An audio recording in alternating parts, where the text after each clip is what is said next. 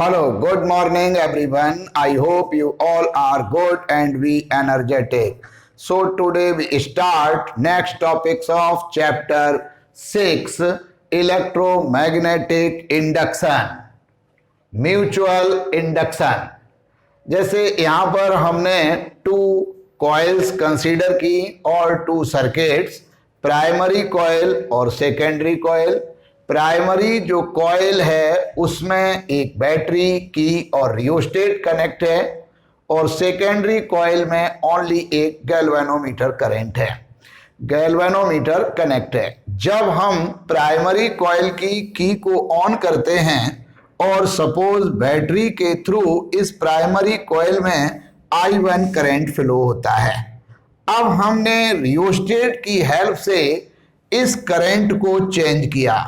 जैसे ही हम current change करेंगे तो according to Oersted experiment surrounding एक मैग्नेटिक फील्ड जो प्रोड्यूस होगा वो भी चेंज होगा, क्योंकि मैग्नेटिक फील्ड जो है वो डायरेक्टली प्रोपोर्शनल है current.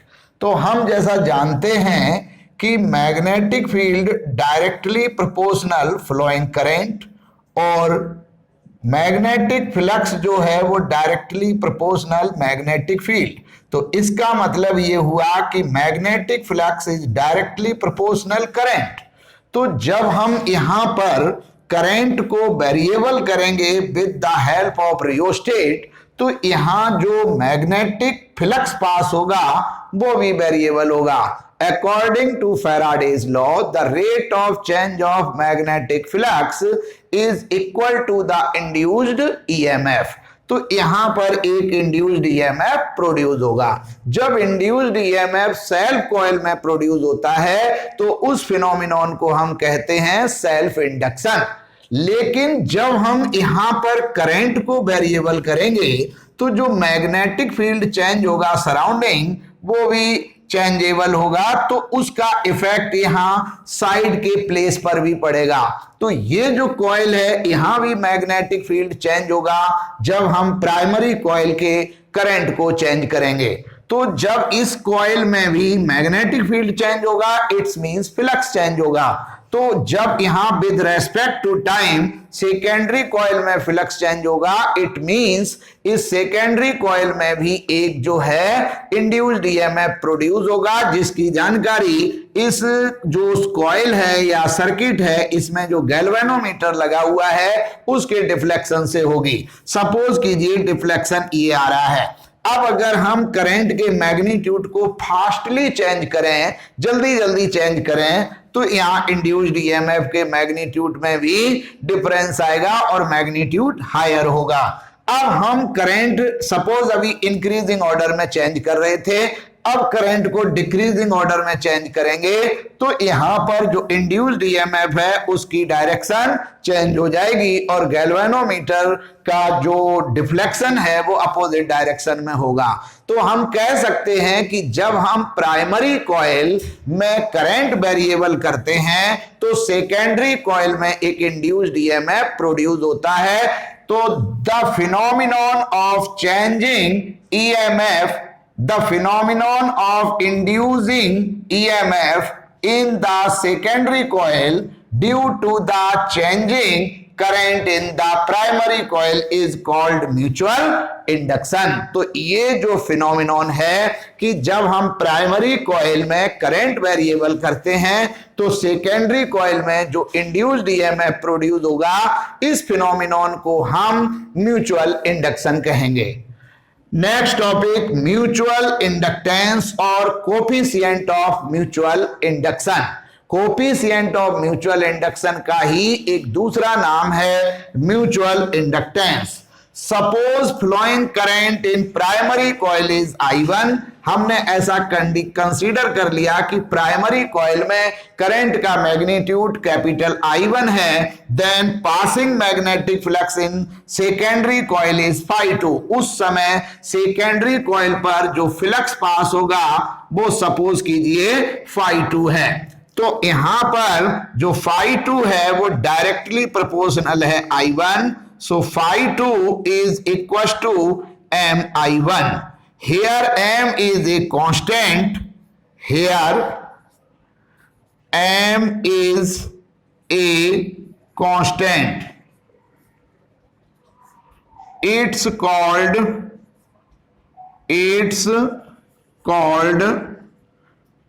coefficient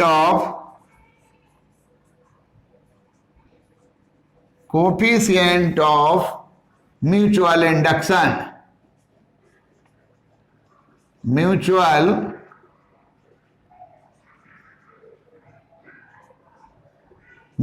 induction or mutual inductance. Mutual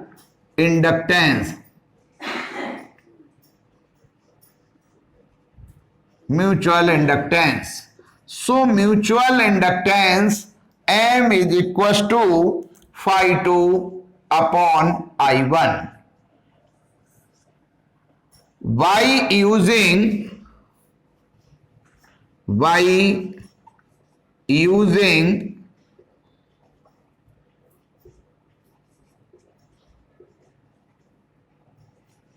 Faraday's law, Faraday's and Lenz's law, induced EMF E2 क्योंकि सेकेंडरी कॉइल पर प्रोड्यूस हो रहा है is equal to minus D phi 2 upon D T. The rate of change of magnetic flux in secondary coil is equal to the induced EMF in secondary coil. Put the value of phi 2. Put the value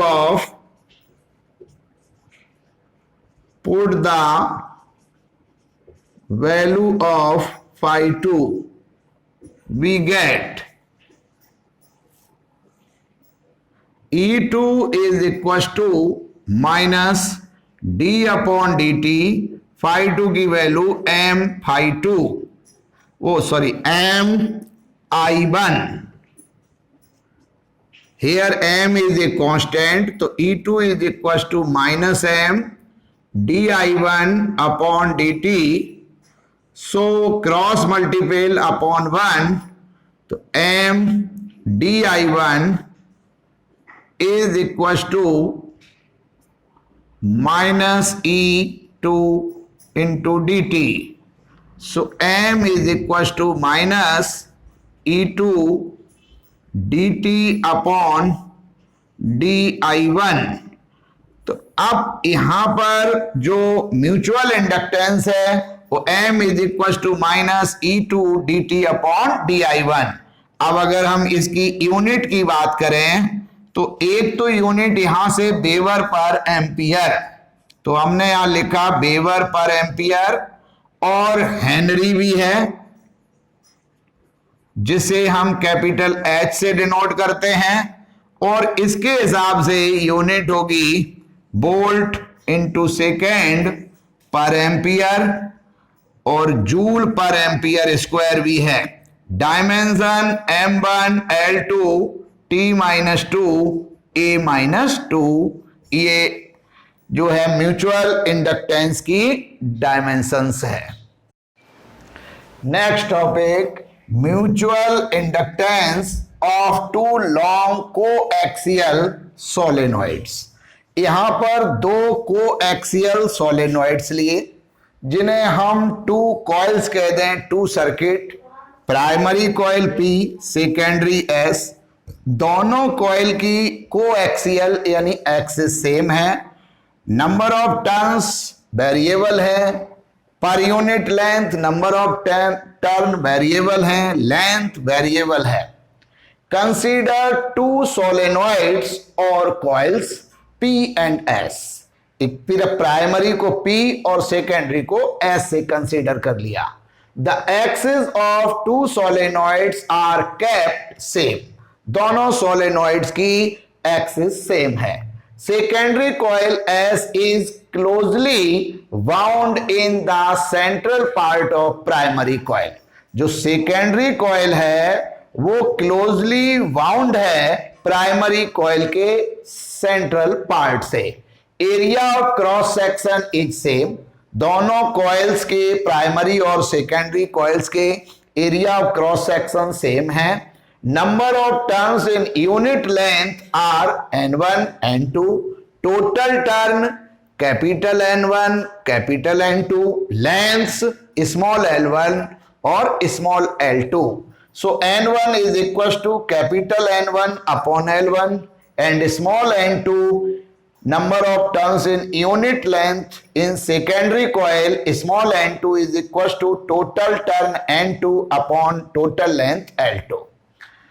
अब when a current I1 is passed through the coil P, primary coil P पर हमने कोई एक current pass किया I1, then produce magnetic field। तो जब primary coil में कोई करंट I1 फ्लो होगा तो यहां पर एक मैग्नेटिक फील्ड प्रोड्यूस होगा जो सोलेनॉइड में यूनिफॉर्मली होता है। B is equal to mu naught N1 I1।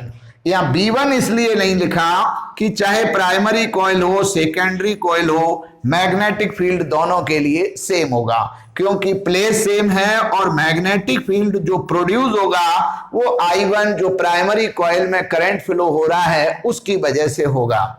So B is equal to mu naught N1 I1। So passing magnetic flux associated with each turn of primary coil.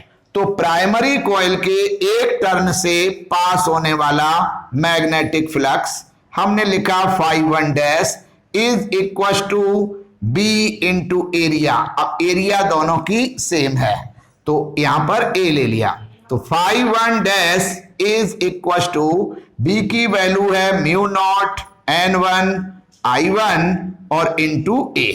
तो जो primary coil है उसके each turn से जो flux pass होगा वो phi1 dash is equal to mu naught N1 I1 A।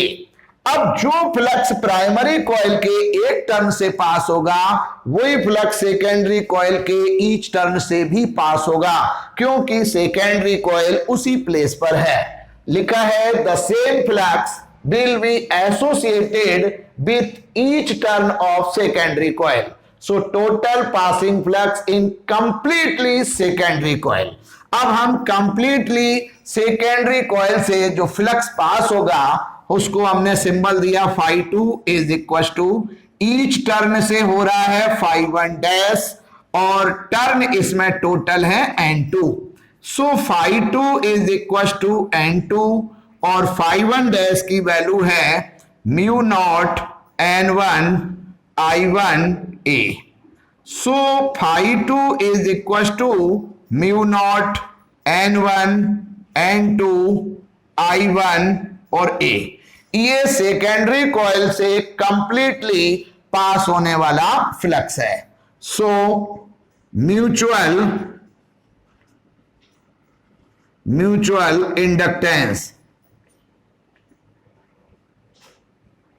Inductance और coefficient of mutual induction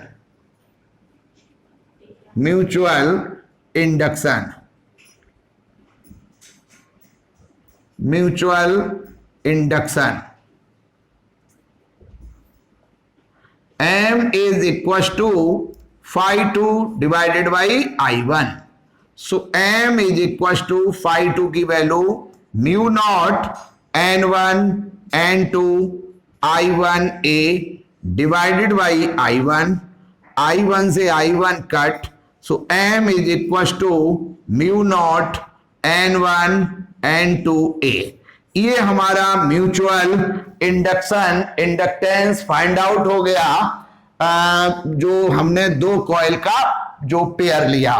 अब हम यहां पर अगर N2 की वैल्यू पुट कर दें तो N2 की हमारी जो वैल्यू है वो यहां पर आएगी N2 is equal to N2 L2। तो M is equal to mu naught N1 N2 की वैल्यू N2 L2 और A।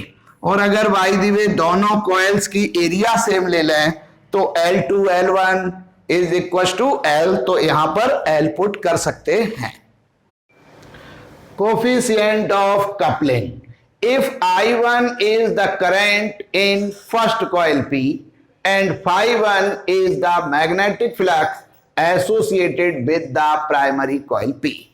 सपोज कीजिए कि प्राइमरी कॉइल P में जो है करंट फ्लोइंग है वो I1 है, जिसकी वजह से जो मैग्नेटिक फ्लक्स प्रोड्यूस होगा, जो वहां से पास होगा, वो phi1 है।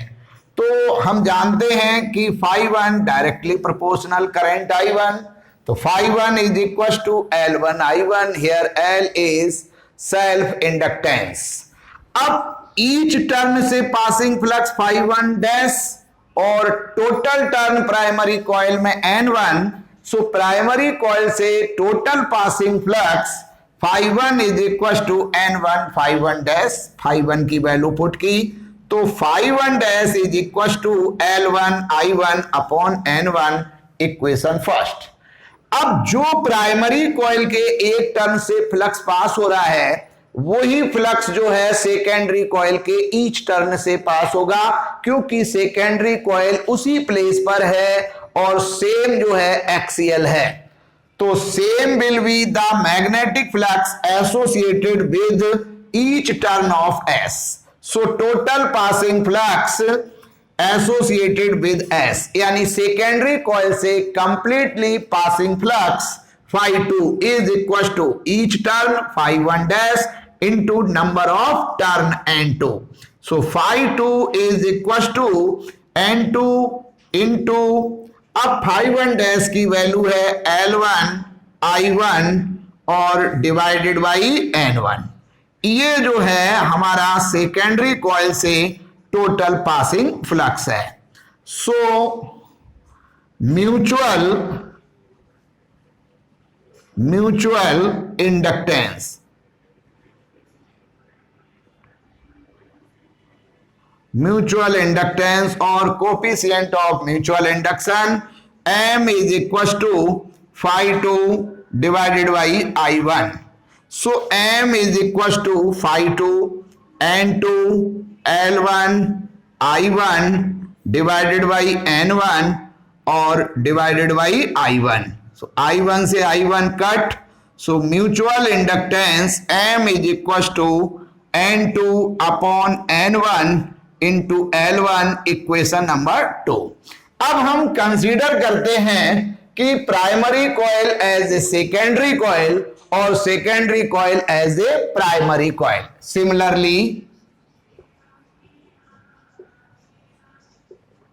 Similarly, if we consider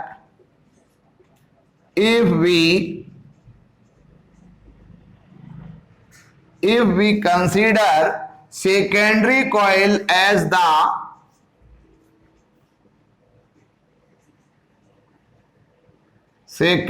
coil as the primary coil and primary coil as the secondary coil,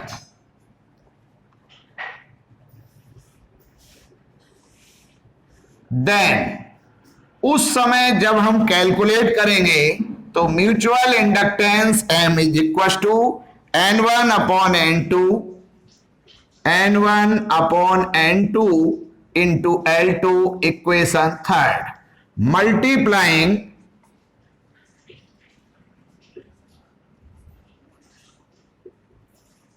equations second and third, we get, हमने इक्वेशन सेकेंड और थर्ड का मल्टीपल किया तो LHS M square is equal to N2 upon N1 into L1 into N1 upon N2 into L2, N2 N1 cancel, so M square is equals to L1 L2, so mutual inductance M is equals to root L1 L2, so mutual inductance of two coils is equal to the product of square root L1 L2.